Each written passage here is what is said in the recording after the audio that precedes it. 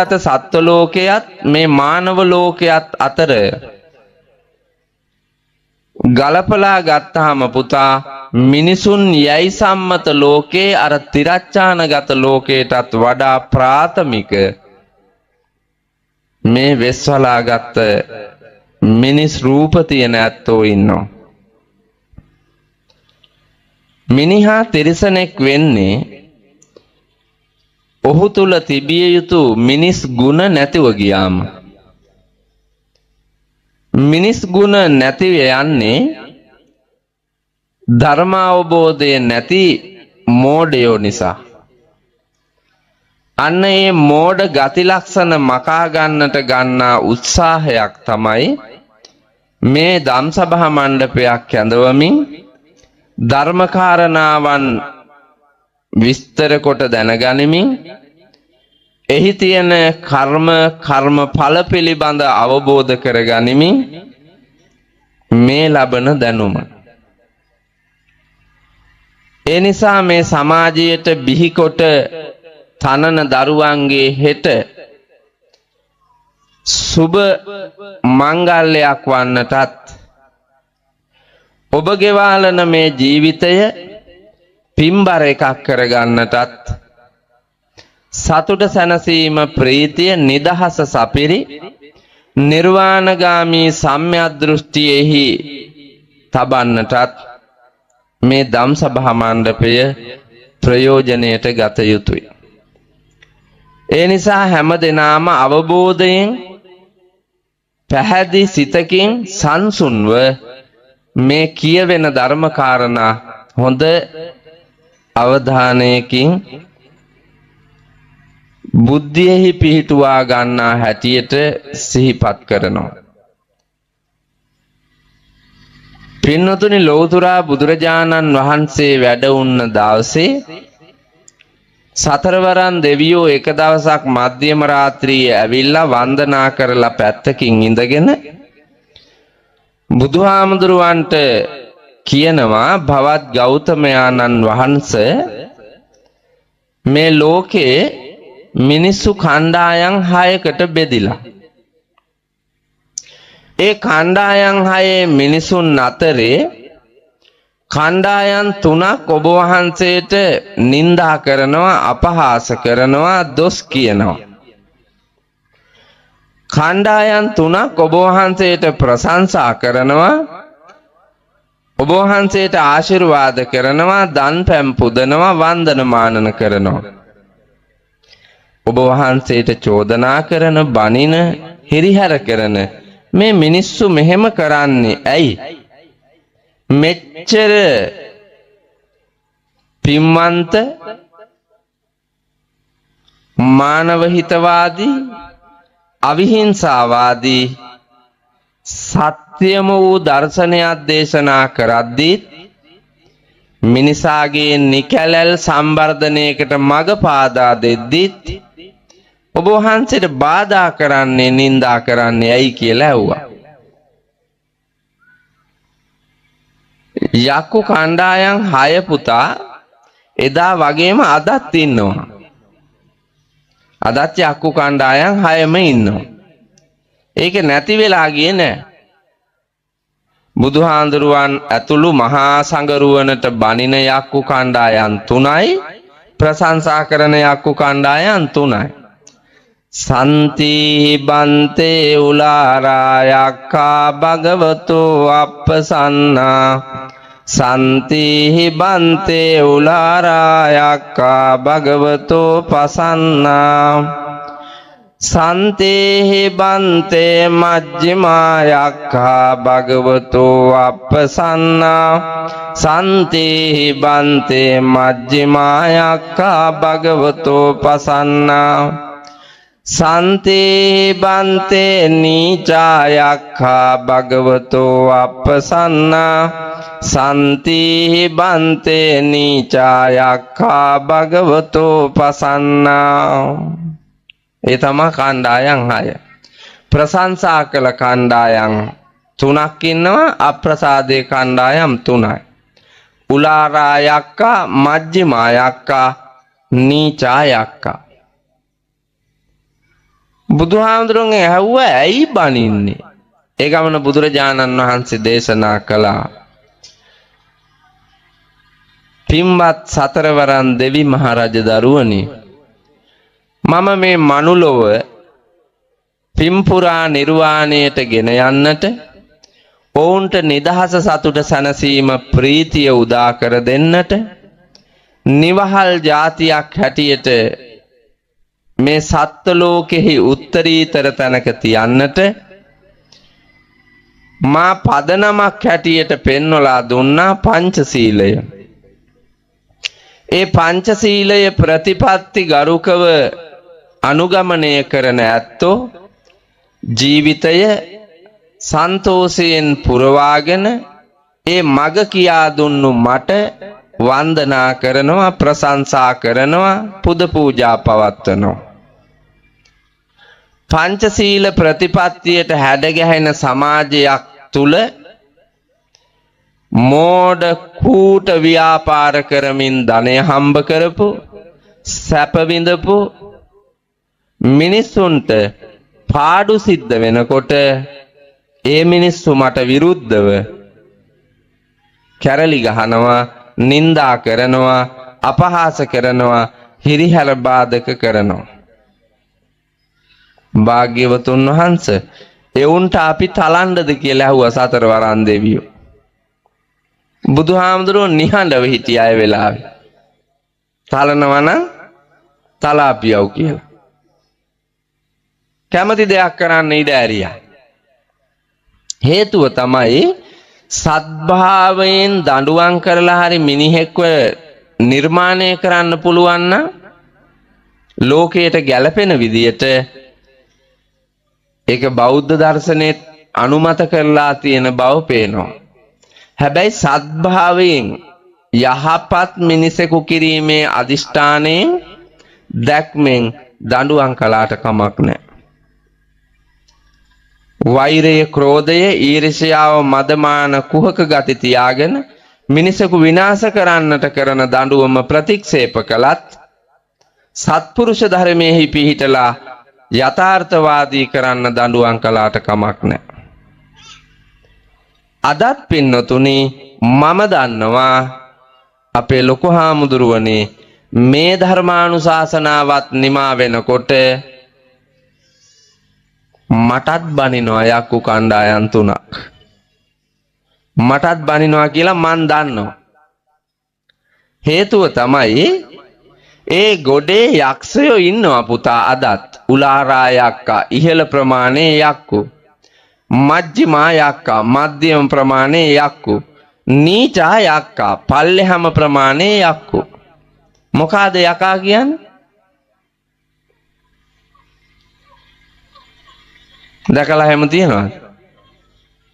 ඔය නාකි අම්මලාට මුණ ගැහිලා ඇති.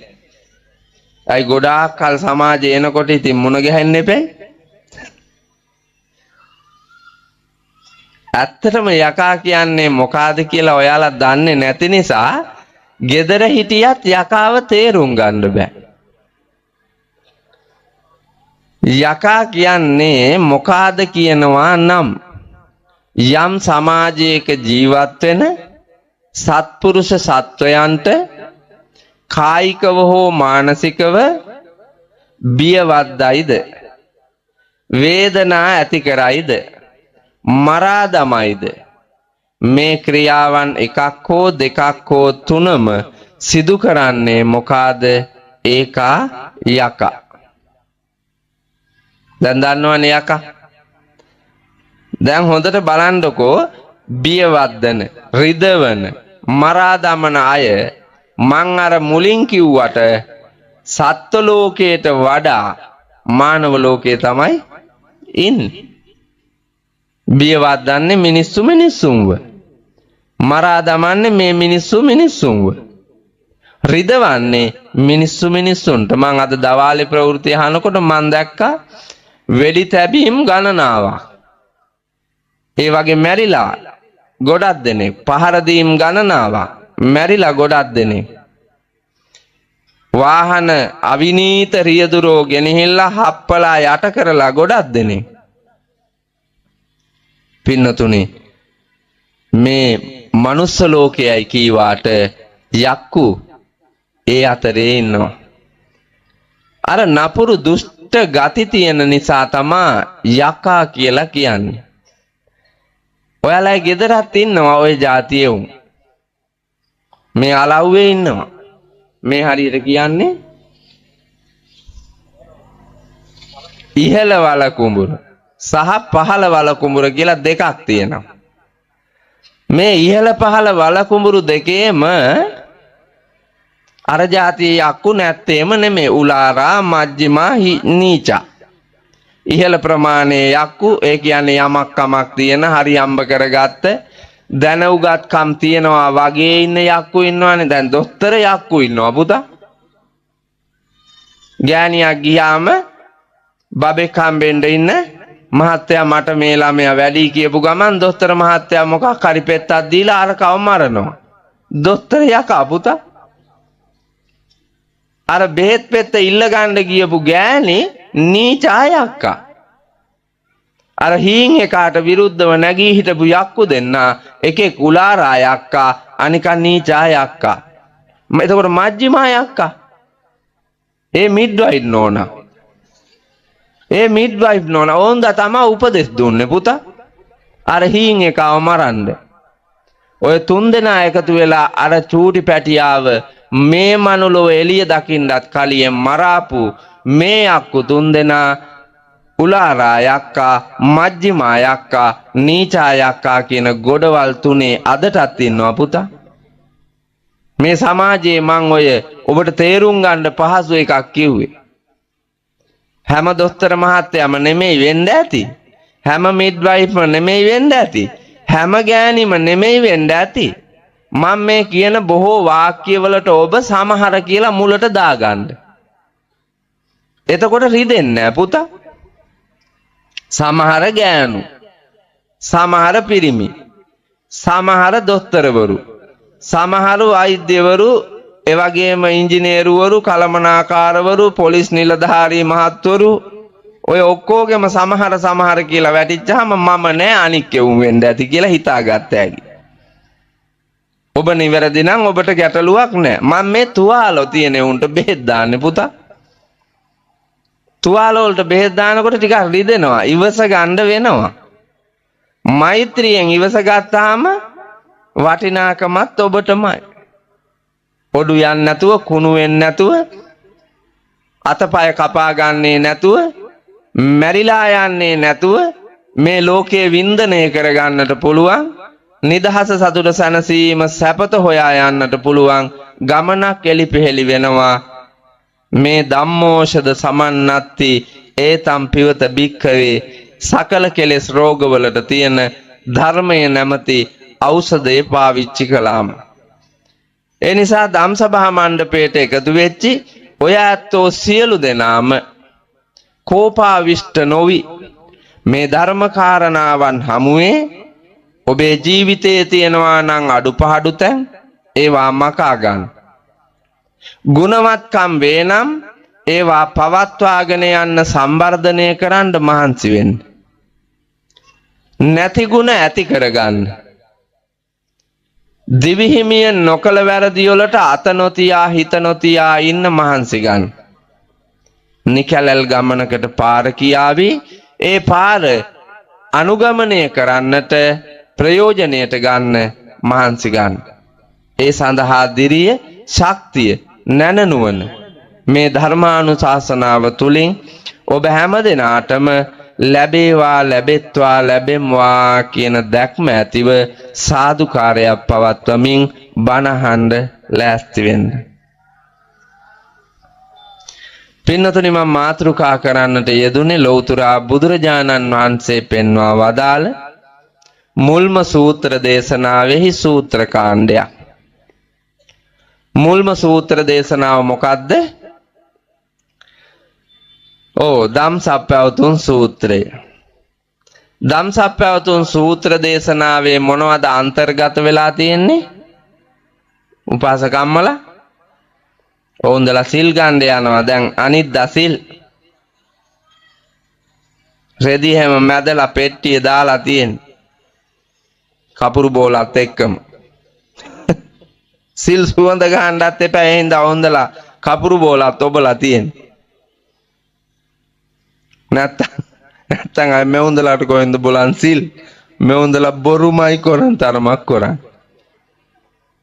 නෑ නෙමෙයි ඔව් පන්සිල් පද පහ මේ ඉන්න කාටවත් නෑ පුතා පන්සිල් රකින්නේ අපේ හාමුදුරුවනේ සමාව අවසරයි මෙවුන්දලා කවුරුත් නෑ පන්සිල් රකින්න නෑ අපේ හාමුදුරනේ මන් රකින්නවා කියලා කවුරු හරි දැන් කිව්වොත් මම පෙන්නනවා අද දවසේ සිල් පදයක් තියෙනවා පහේ එකක් ඒක මෙවුන්දලා කඩාපු වෙලාවත් එක්ක මං කියනවා ඒ තරම් මට විශ්වාසයි මේ සිල් පදේ කාටවත් නැහැ කෝකද මොකක් වෙන්නේ ඇද්ද බෞද්ධයාගේ නිත්‍ය ශීලය වූ පංච සීලෙහි නිතර බින්දෙන සිල් පදේ මොකක්ද ඒ තුන්වෙනි සිල් පදේ පුතා කාමේසු මිච්ඡාචාරා වේරමණී සික්ඛාපදං සමාදියාමි කියන සිල් පදේ මේ කවුරුත් රකින්නේ නැහැ පුතා කවුරුත් රකින්නේ මගේ අද ධර්මානුශාසනාවේ මාතෘකාවද ඒහා බැඳී පවතින උත්තරීතර ධර්මානුශාසනාව ඔය සිල් පදේ බින්දින බව මං මේ අයට කියනකොට ඔබට දැනෙයි ඉතුරු සිල්පද හතරත් කැඩෙන්නේ මේ සිල්පදේ කඩන නිසා කියලා. දැඩිව රකින්න ඕන සිල්පදයක් තමයි පුතා මැද සිල්පදේ. සත්තු මරන්නේ, හොරකම් කරන්නේ, බොරු කියන්නේ, මද්ද්‍රව්‍ය ගන්නේ පුතා මැද සිල්පදේ බින්දෙන නිසා. තේරුම කාමය වරදවා හැසිරීමෙන් වැළකීලා ජීවත් වෙමි. කාමය කියන්නේ මොකද්ද? කාමේ වලකුඹුරේ අය සංසිඳවලා දින්නේ කාමය. සපුරාම දුරු කරලා දින්නේ. මොකද්ද කාමය කියන්නේ? ආසාව නෙමෙයි ආසාව පොදු වචනයක්.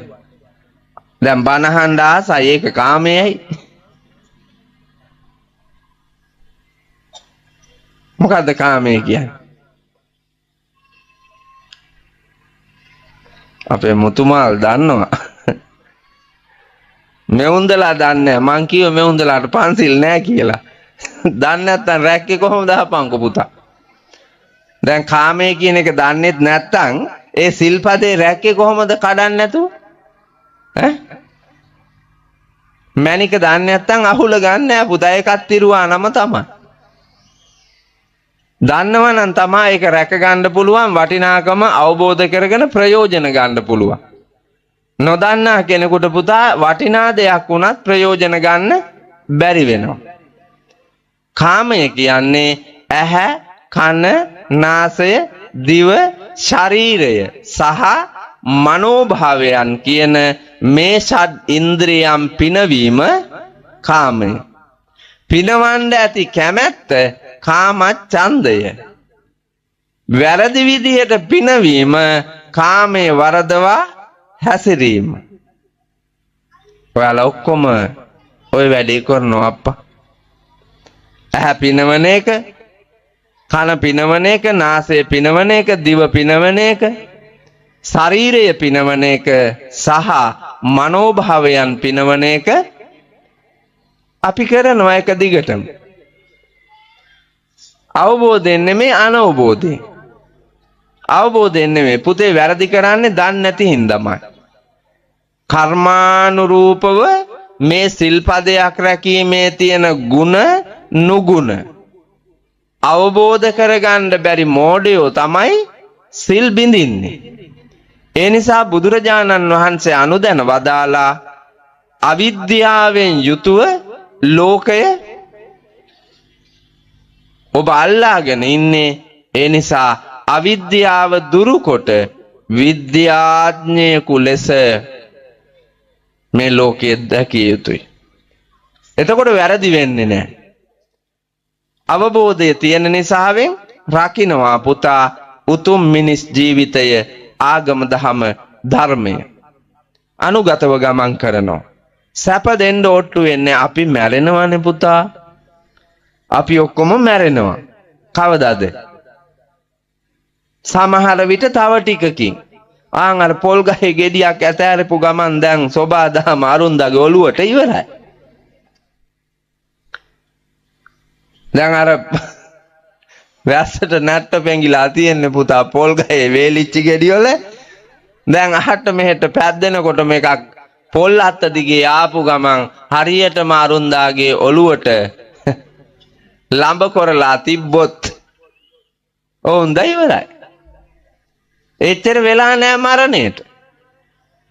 සමහර විට මේ ආකාශයේ ගුගුරමින් මේ අත පරමාණු එහා මෙහා වෙනවා. මේ වැහි මේඝවලාවන් වේගයෙන් ගැටෙනකොට පරමාණු එහා මෙහා වෙනකොට පරමාණු ඉලෙක්ට්‍රෝන නියුට්‍රෝන කියා වගේ තියෙනවානේ.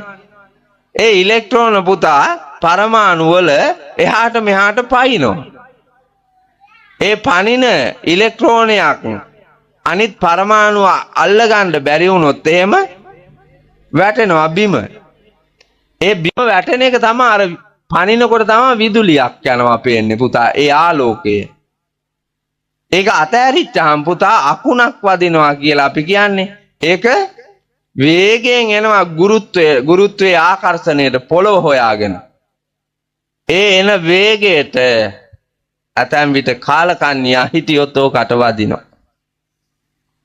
එහෙනම් මරණයට වෙලාවක් නැහැ පුතා. තැනක් නොතැනක් නැහැ.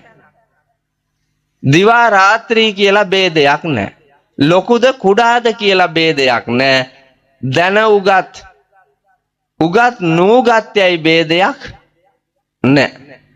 ඒ වගේම ගුණවත් ධනවත් පොසත් කියලා ભેදයකුත් නැහැ. මාරයා ආදාට මරු ආදා නැත බාදා. ඔබට යන්නම වෙනවා. අල්ලස් දීලා බේරෙන්න බැරි එකම කෙනා මාරයා පුතා. යුද්ධං අත්ති ජයෝ නත්ති ලංච ගාවෝ නවිජ්ජති කියලා කියන්නේ.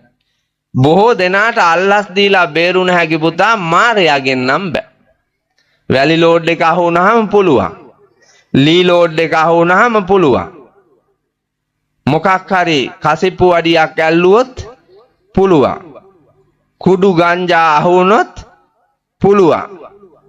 කහයිර කපලා සුදු ඉර කපලා ඩබල් ඉර කපලා වංගුවෙන් ඉස්සර කරලා බෝක්කුවෙන් ඉස්සර කරලා පදික මාරුවෙන් ඉස්සර කරලා අහු වුණොත් හීන් සැරේ කතා කරලා පිරිමහ ගන්න පුළුවන් වෙයි. අල්ලස් දීලා පොඩි එකාව ඉස්කෝලේට දාගන්න පුළුවන් වෙයි. අල්ලස් දීලා. හැබැයි පුතා මාරයාගෙන් නම් බෑ. අල්ලස් දීලා තමන්ගේ වැඩේ කරගන්න මාරයාගෙන් හම්බෙන්නේ. එදාට ඔය අල්ලස් දීපු අයයි ගත්තු අයයි ඔක්කොම මාරයා කියන දාට යන්න වෙනවා. එහෙනම් අවබෝධයෙන් ලෝකයේ දිහා බලලා ජීවිතය දකින්න මහන්සි ගන්න. ඒකට මග කියන්නට ලෞතර බුදුරජාණන් වහන්සේ පෙන්වා වදාලා මෙන්න මේ උත්තරීතර වූ ධම්සප්පවතුන් සූත්‍ර දේශනාවේ මේ සූත්‍ර කාණ්ඩය. අපි පුතා කෙලෙස් බරව සැප හොයාගෙන යන ගමනේ බුදුරජාණන් වහන්සේ අනුදැන වදාලා ලෞකික ලෝකයේ සැප විඳිමින් නිර්වුල් ගමනක යන්නටත් සංසාර භව දුක අවබෝධ කරගෙන භවයෙන් භවයට යන ගමන නවත්වා නිර්වාණ අවබෝධයෙන් සැනසීම ලබන්නටත් මිනිසෙකු අත්හල යුතු අන්ත දෙකක් තියෙනවා. ද්වේමේ භික්කවේ අන්තා පබ්බජිතේන නසේවි තබ්බා. අන්ත දෙකක් තියෙනවා නොසෙවිය යුතු. සේවනය නොකළ යුතු. නොවැටිය යුතු. අනුගමනය නොකළ යුතු. ඒ අන්ත දෙක තමයි කාමේසු කාම සුකල්ලිකානු යෝගෝ. කම් සැප විඳින්නට තියෙන දැඩි ආසාව සැප විඳින්න තියෙන ආසාව ඇති කරගෙන සැපතෙහිම ඇලී සතුට හොයන අය. අනිත් එක අත්තකිල මතානුයෝගෝ ශරීරයට දුක් දීලා සැප හොයන අය. ශරීරයට දුක් දීලා නිර්වාණය හොයනවා. සතුට හොයනවා, සැප හොයනවා පුතා. දුක ඉවර කරන්න හදනවා. දුක් දීලම. එතකොට ඉවරයිනේ පුතා. සමහරු මහා සැඩ පරුස අවුව තියෙන දවස්වලට රෙදි ඔක්කොම ගලවලා දාලා නිරුවතින් ගල් පරුවත් වල ඉඳගෙන ඉන්නවලු පුතා. තම්බලා ඉවර කරන්න අවුවට. කරුමේ තම්බලා ඉවර කරන්න හදන්නේ උන්දලා. සමහරු බල්ලෝ ආගේ අලු ගොඩවල් වල වලවල් හාරාගෙන කැරකිලා බල්ලා වාගේ බුදියලා පුතා සුනක වෘත සමාදම් වෙලා ඒක සීලයක් කියලා ඒකෙන් කර්මය නිමා කරන්න හදනවා, දුක දුරු කරන්න හදනවා. මේ විදිහට සමාජයේ පුතා දුක් දීලා නිරාහාරව ඉඳලා වද දීලා ශරීරයට නිවන් පැතුව අය හිටිය. සැපසේම පුතා ජීවිතය පිනවලා ඇති ගස්සලා සැප හොයලා දෙන්නම් කියලා හිතපු අය ඉන්නවා. සදාකාලිකව බුදුරජාණන් වහන්සේ ප්‍රායෝගිකව සාරාසංකේය කල්පලක්ෂයක් මුළුල්ලෙහි පාරමී දන් පුරා ආ බෝධිසත්වයෝ හැටියට ශරීරයට දිය යුතු සැප දීලා සැපතෙහි ඇත්තේ වේදනාවක් පමණයි කියලා දැකලා සතර පෙරනිමිති දුටු සිදත් බෝසතුන් එය පරීක්ෂණ කොට නිරීක්ෂණ කොට නිගමනයකට ඇවිල්ලා මේ සියල්ල වේදනා බරිත බැවින් දුක දුරු කරන්නට නම් පැවිද්දා සොයා යන ගමනට මාද යා යුතුයි කියලා ගිහිගේ ඇරගිල්ලා සොයාගත් නිර්මල චතුරාර්ය සත්‍ය දර්ශනයෙහි පැහැදිලි කරනවා පුතා. සැප දීලත් බෑ, දුක් දීලත් බෑ, මධ්‍යස්ත වෙන්න ඕනේ. මැද මාවතේ යන්න ඕනේ, ආර්ය අෂ්ටාංගික මාර්ගයේ යන්න ඕනේ. ඒ ධර්ම මාර්ගයේ ඔස්සේ සම්මා දිට්ඨි, සම්මා සංකප්ප, සම්මා වාචා, සම්මා කම්මන්ත, සම්මා ආජීව, සම්මා වායාම, සම්මා සති, සම්මා සමාධි කියන පාරවල් අටේ ගියාම සම විමුක්තිය ලබන්න පුළුවන්කම තියෙනවා. සදාතනික සතුට ලබන්න පුළුවන්, සැපේ ලබන්න පුළුවන්. ඒ වාග්ය වාසනාව සොයා යන්නට ඔබට දිරිය දෙන්න අපේ මුතුමාල් පුතා, රියදුරු පුතා, ඒ වගේම මේ වලකුඹුර ඉහළ පහළ වලකුඹුරයන්හි අපේ තරුණ දරුවෝ වැඩිහිටි කුල දෙටුවෝද සමග දිරිය වඩා මේ දම් සභා මණ්ඩපයේ ධර්ම දානමේ මහා පින්කම සිදු කරනු ලබන්නේ. පින්නතුනි, ඔයාලා දැන් එකක් අතහැරලා තියෙන්නේ අර අන්ත දෙකෙන්. මේ වෙනකොට එකක් අතහැරලා තියෙන්නේ. කෝකද උපාසක අම්මලා අතහැරලා තියෙන්නේ? දෙකෙන් එකක් අතහැරියා. කෝකද?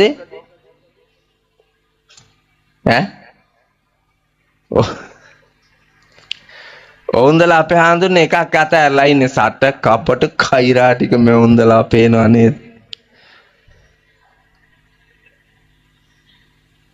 කාලා රස මුසු භෝජන කරපෙම් ගාලා සුවඳ ඇති සඳුනුත් මනරම් ලාලා බෙරෙන රිසි ලෙස සැරසුම් පාලාගිය වැනි බවුරු කෝලම්.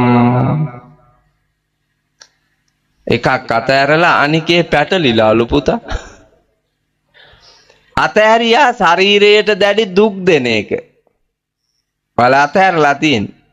මම හොඳට දන්නවා. අර අරුන්දලා ඉඳගන්නේ නැතුව ඉන්නේ ඔය මොකක්වත් මොකක්වත් උඩ ඉඳ ගන්න නැතුව ඉන්නේ ඇයි දන්නවද? ඉඳ ගැනීම දුකයි පුතා. පස්ස සීතල වෙයි කියලා ඔය බය.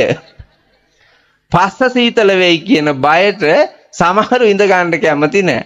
උද්දච්ච කොමට ඉටි කොලයක් ගෙනාවෙත් නෑ පුතා. ඒ හින්දා දැන් ඉඳ ගන්න නැතුව ඉහළ ඉඳලා පහළටම බැස්සත් කමක් නෑ. බන ඒ උන්දා හිටගෙන මහන්න. අපි එක එක තැනදී එක එක සැප පතනවා පුතා. දුක සපුරා අතෑරලා ඇහැ කන නාසය දිව ශරීරය සහ මනෝභාවයන්ට සැප දෙන්න අපි පමණ ඉක්මවා අල්ලගෙන තියෙන්නේ පුතේ. දැන් අපි චූටි කාලේ අපේ ගෙවල් වල තිබ්බු නැති බඩු භාණ්ඩ කොච්චර පුතේ දැන් ගෙවල් වල තියෙනවද? පුදුම බඩු භාණ්ඩ ගොඩක්නේ තියෙන්නේ. වාහන 4-5 පුරෝලා ගෙවල් වල අපිට පුට් සයිකලයක්වත් තිබ්බේ නෑ හීන් කාලේ. දරුවෝ 10 දෙනෙක් හිටපු අපේ ගෙදර. දරුවෝ 10 දෙනාගේම අවශ්‍යතාවයන්, දරුවෝ ලැබෙන්න හිටපු අම්මලාගේ අවශ්‍යතාවයන් සපුරා ගැනීම සඳහා පාගමනම පාවිච්චි කරලා තිබුණා මිසක් බයිසිකල් කට්ටක්වත් නැතිව තිබිච්ච සමාජයේ අම්මා පුතා ගබ්සා කෙරුවෙත් නෑ, මැරුවෙත් නෑ, එකෙක්වත් අතරමඟ හම්බුනේත් නෑ. ඒ සියලු දෙනාම පුතා නිසි කලට නිසි දාට ගෙදර හම්බ වෙලා පුළුවන් ක්‍රමවේදයට සැපදීලා ලෝකයට ගලපලා හැදුවනේ. දැන් ඔයාලගේ ගෙවල් වල සියලු සැප තිබිලත් ළමයි නෑනේ. සියලු සැප තිබිලත් ළමයි නෑ පුතා. ඇයි? ඇයි නැත්තේ? සැප පතා මැරුවා. මෙවුන්දට මහන්සි වෙන්න බෑ, කිරි දෙන්න බෑ අරකට. කණ්ඩ දෙන්න බෑ අරකට. උගේ වැඩපොළ ටික කරගන්න දවස එනකන් ඌට උදව් කරන්න බෑ මෙවුන්දලාට. ඒ හින්දා අරුම් මරව්වා අපේ හාඳුන්නේ. මරලා විසික් කළා. ඕන් අලව්වට අවුමට යනවා ජාතිකත්වය ගැන කියන්න. සිංහල ගොම ගැන කියන්න. බෞද්ධ ගොම ගැන කියන්න මෙවුන්දලා යනවා. පන්සලට යනවා මෙවුන්දලාගේ බෞද්ධකම උරගාලා පෙන්නන්න. හැබැයි නාකි වුණාම පුතා. නාකි වුණාම එතකන් යන්නේ උරගාලා පෙන්නන්න. පෙකණියෙන් පල්ලෙහාට එල්ලාගෙන අටමාලේ දාලා සාටකේ කරහරහා ඇඳලා පිරුවට සුදු පාටට මෙවුන්දා උපාසක මෙවුන්දා උපාසිකා.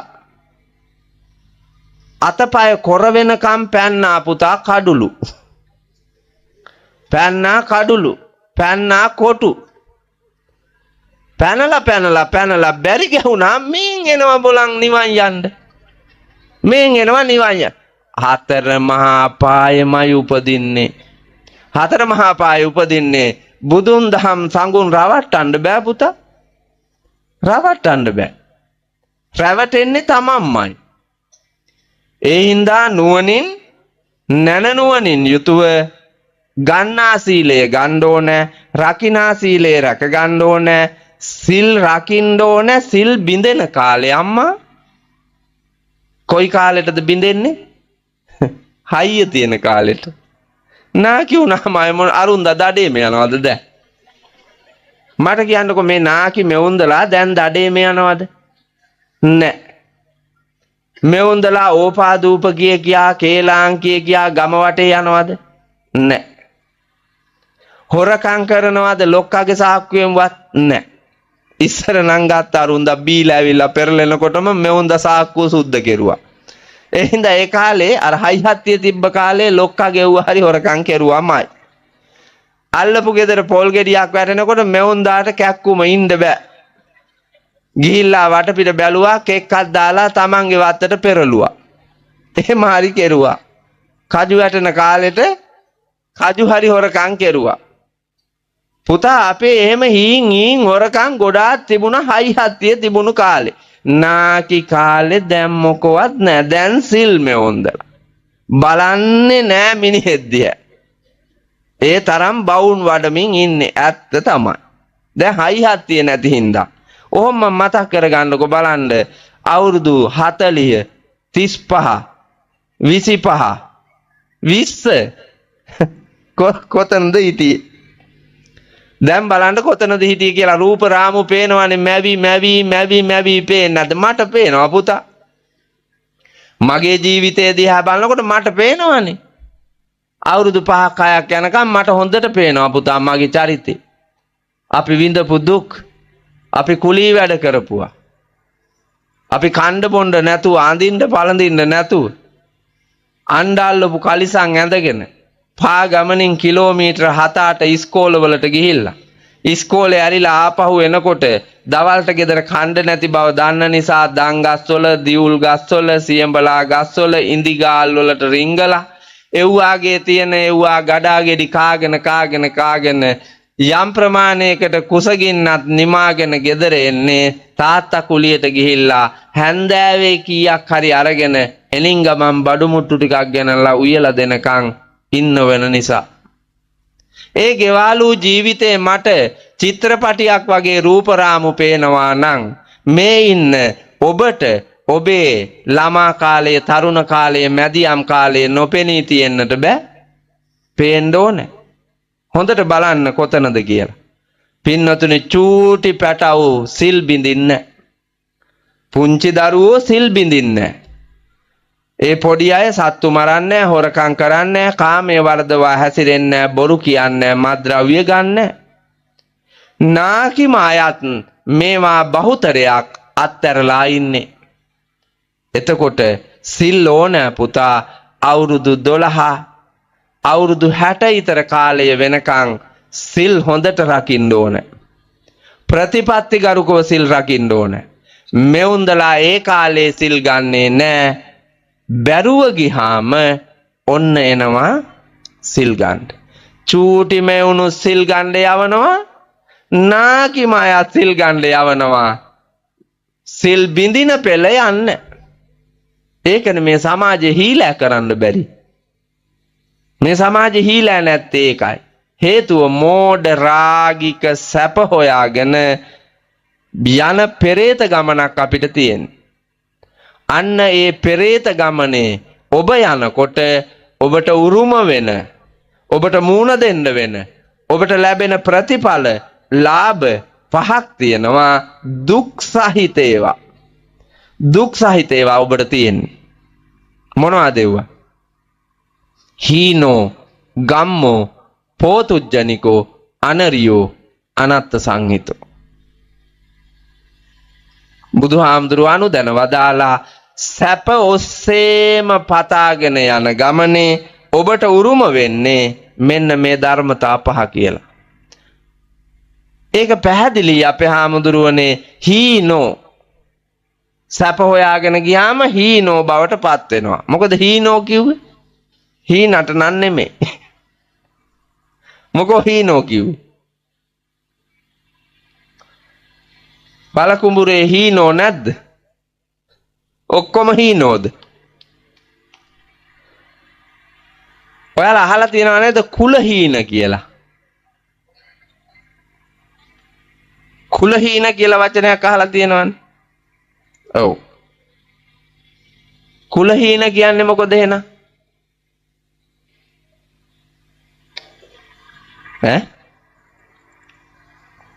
දන්නේ? කුල හීන කියලා කියන්නේ පුතා කුලයෙන් පහත්. කුලයෙන් පහත්. එතකොට හීන කියන්නේ පහත්, නීච, ගැරහීමට ලක් වෙන, නින්දාවට ලක් වෙන, අපහාසයට ලක් වෙන ජීවිතයට කියනවා හීන කියලා. දැන් ඔයාලගේ කුලේ මොකක්වත් මට පේනවා හීනයි කියලා. මම පෙන්නන්නද? කුල ක්‍රමේ මේ සමාජගත කුල ක්‍රමයේ කුල 33ක් තියෙනවා පුතේ. ඒ කුල 33 පහත්ම කුලය මොකද්ද?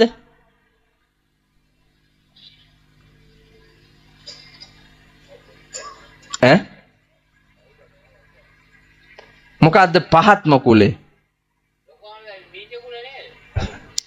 රොඩි කුලේ. නීචම එක තමයි රොඩි කුලේ.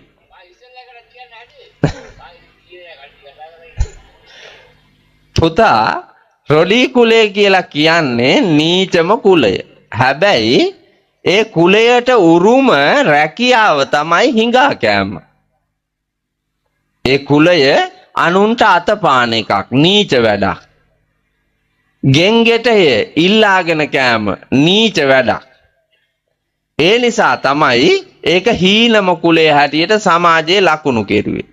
හැබැයි බුදුරජාණන් වහන්සේ අනුදැන වදාලා එසේ ඉල්ලාගෙන කෑවා උවද උත්පත්තියෙන්ම එකෙක්වත් නීච නැහැ. උත්පත්තියෙන් එකෙක්වත් කුලවත්යයි නැහැ. කරන වැඩවලට අනුව තමයි ඒ මිනිහා කුලවත්ද නීචද කියලා සනිටුහම් වෙන්නේ. දැන් මම පෙන්නන්නම් වලකුඹුරේ නීචාය ඕන්න. මෙතන නෑ වගේ හිටියාට මම පෙන්නනවා. ලෞතුරා බුදුරජාණන් වහන්සේගේ දර්ශනයේහි නීචයා වසලයා රොඩියා හොයන එක හරි ලේසි පුතා.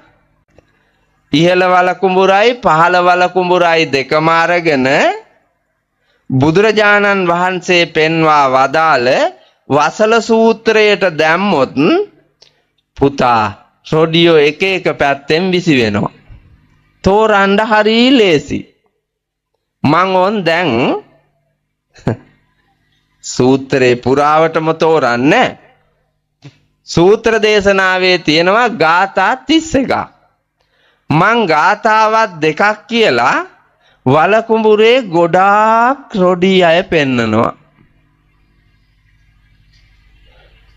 රෝසකෝ කදරියෝච පාපිච්චෝ මච්චරී සටෝ අහිරෙකෝ අනොත්තම්බාති තංජඤ්ඤා වසලෝ ඉති. තංජඤ්ඤා වසලෝ ඉති. ඒ හින්දා ඔහු රොඩියෙකි. මොකක් හින්දාද? රෝසකෝ. රෝසකෝ කිව්වේ ක්‍රෝධ සහිත බව. ක්‍රෝධය කියන්නේ මොකක්ද? ක්‍රෝධය කියන්නේ වෛරය. වෛරය කියන්නේ උපදින තරහ දිගු කාලයක් සංවර්ධනය කරමින් පවත්වාගෙන යන එකට කියනවා වෛරය කියලා. උපදින තරහ දිගු කාලයක් මුළුල්ලෙහි සංවර්ධනය කරමින් පවත්වගෙන යනවා. ඒකට කියනවා වෛරය, ක්‍රෝධය. එහෙම නැත්නම් මොකද්ද? ව්‍යාපාදය. මේ නම් වලින් හඳුන්වන්නේ ඒ ගතිය. ඔයාලා ගාව බලන්න දැන් වලකුඹුරේ ඉහළ පහළ ගම් දෙකෙහිම වෛරක්කාරයෝ නැද්ද? වැඩිපුරම ඉන්නේ නෑයෝ පුතා. වෛරක්කාරයෝ අතර වැඩිපුරම ඉන්නේ නෑයෝ. ගෑණි මිනිහත් එක්ක බද්ධ වෛරෙන් ඉන්න ගෙවල් තියෙනවා අප්පා. මිනිහා ගෑණිත් එක්ක වෛරෙන් ඉන්න ගෙවලුත් තියෙනවා. වැඩිපුරම ඉන්නේ වෛරක්කාරයෝ පුතා නැන්දලා සහ ලේලිලා. මේ හොඳලා සිල් ගත්තාට පුතා බද්ධ වෛරෙන් ඉන්නේ අප්පා. කොහොම භාවනා කරනවද මට තේරෙන්නේ නැහැ. මේ වෛරය පොදි බැඳගෙන මේ කපටි අම්මන්ඩිලා. ඇයි ස්වාමීන් වහන්සේ පිරිමි? පිරිමි ගාව එහෙම නෑ අප්පා.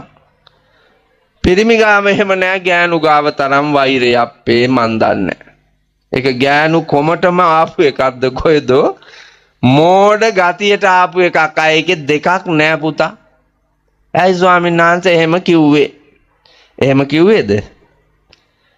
අතීතයේ ඉඳලාම මං පොතපත ජන සාහිත්‍ය අධ්‍යයනය කරගෙන සමාජ ක්‍රමය අධ්‍යයනය කරගෙන එනකොට මට හම්බ වෙනවා ජන කවිවල, කතාන්දරවල, පිරුළුවල, උපහැරණවල, කෙටි කතාවල, නවකතාවල, ගීතවල, ඒ වගේම පින්නතුනි නාට්‍යවල, චිත්‍රපටිවල, ටෙලි නාට්‍යවල, වේදිකා නාට්‍යවල පෙන්නනවා පුතා නැන්දා ලේලිට වෛර කරනවා, ලේලි නැන්දට වෛර කරන කතා පෙන්නනවා.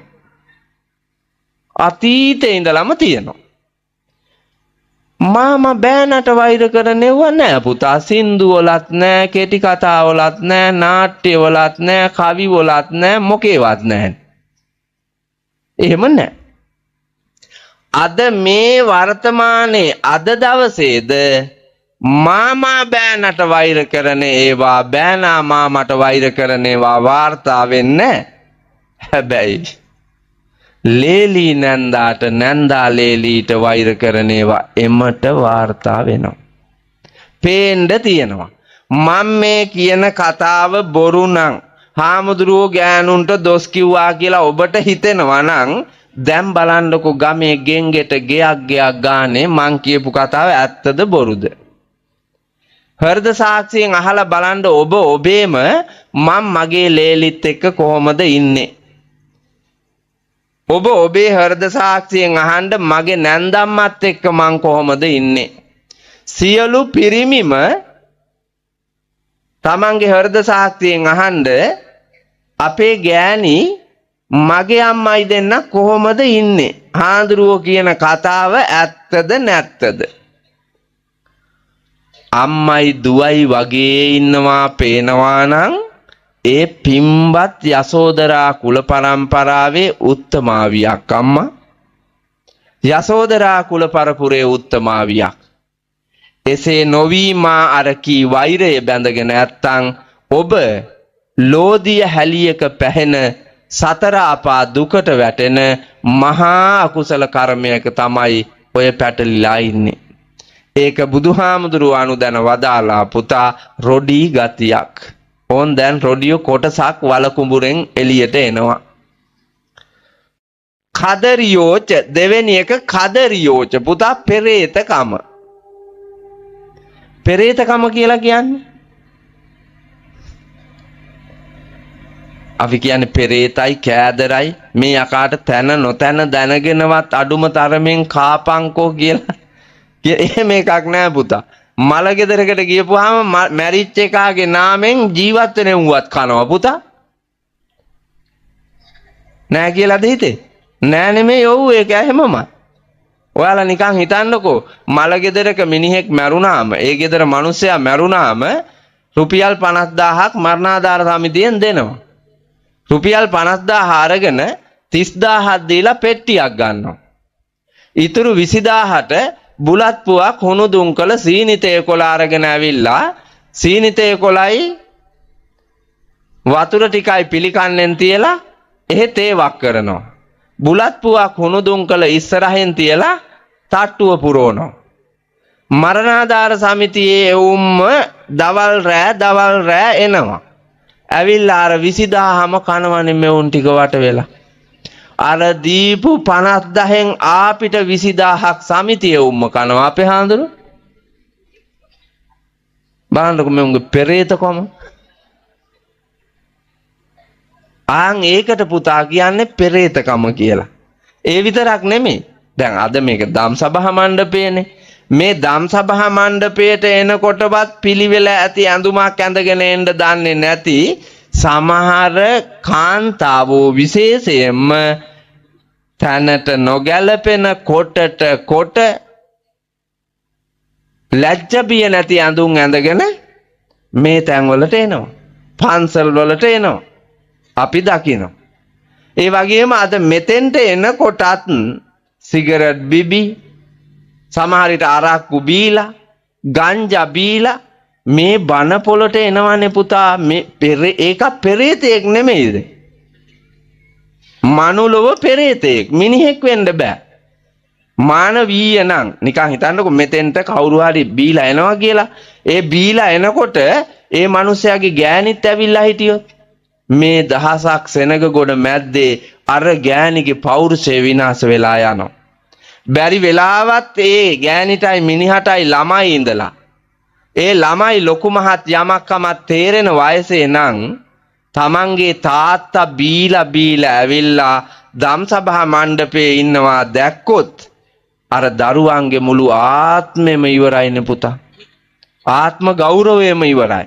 එතකොට හරිහාමන් ජාතකයක් කරපු සුජාත තාත්තා කෙනෙක් නම් මේක පිළිවෙලකට ඉන්න දෙපැයි නෑ.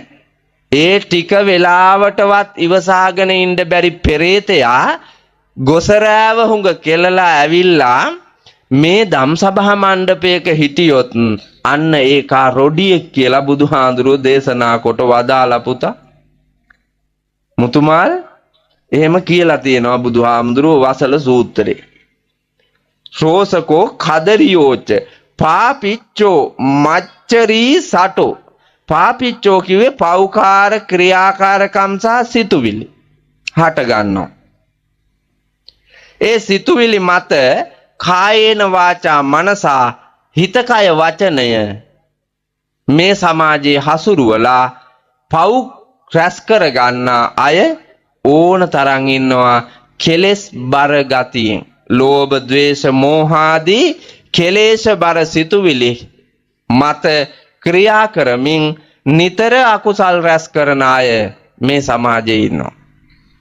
බරපතලම අකුසල කර්මයේ තමයි පුතා ක්ලේශ ධර්මයේ තමයි ලෝභ දේශ මෝහ වලින් කෝකද බරපතලම එක.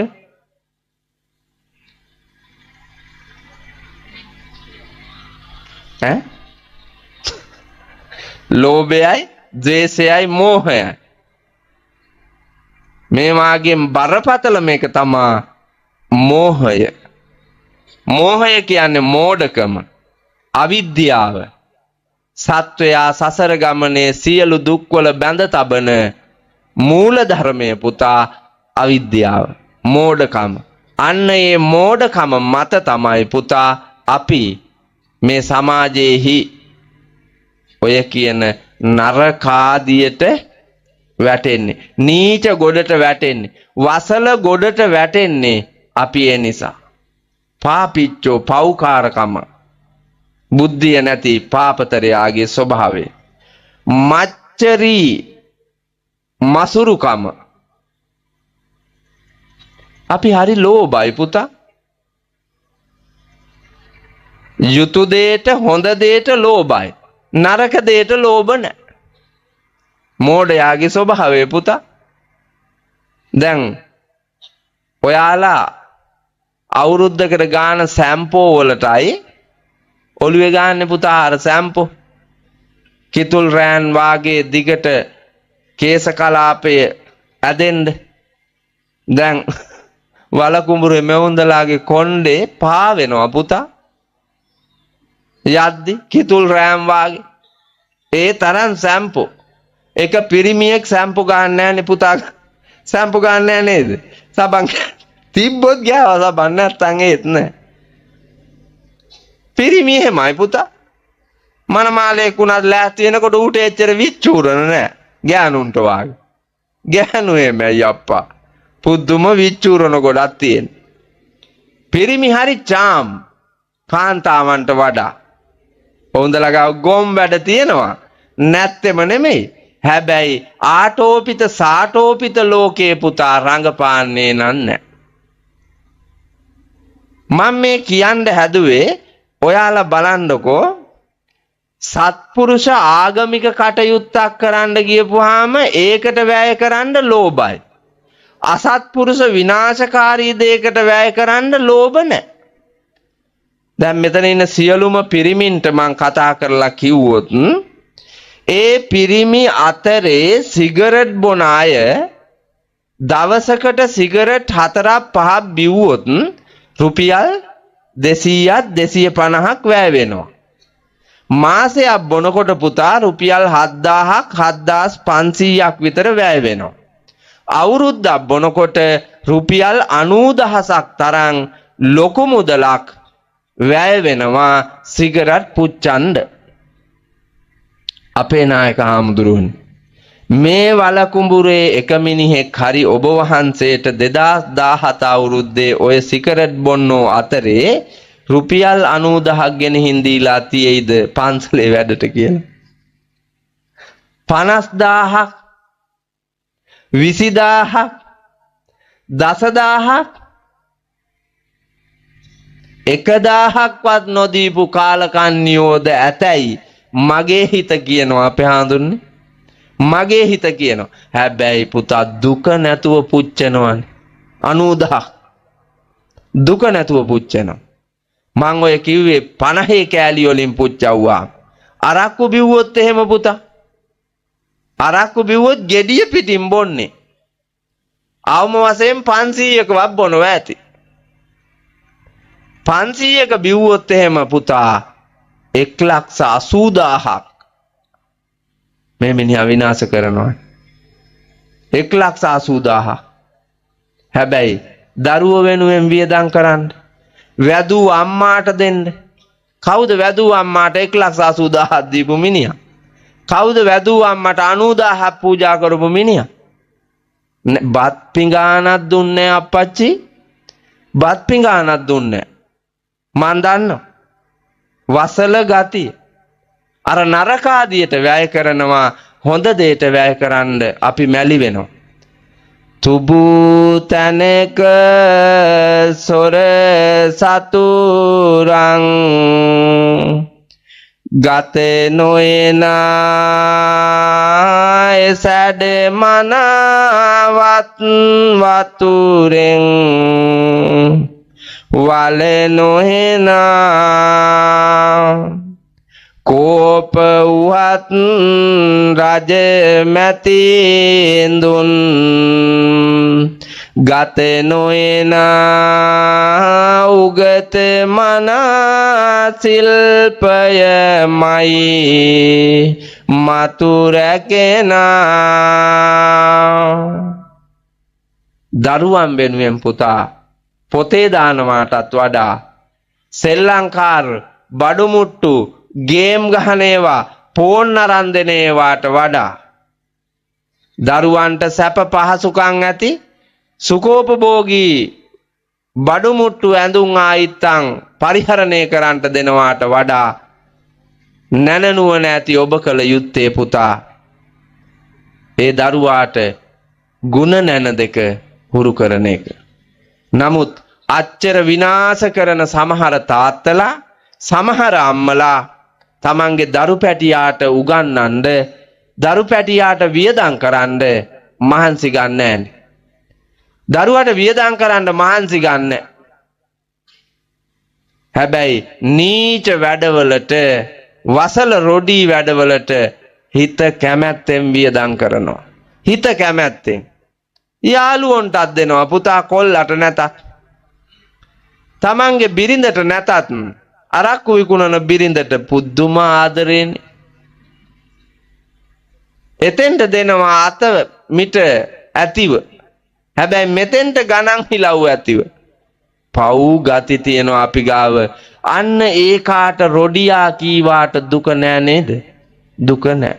පාපිච්චෝ මච්චරී සටෝ ලෝභ කපටි අය ඉන්නවා පුතා. කපටියෝ මේ ගම් වල කොච්චර ඉන්නවද?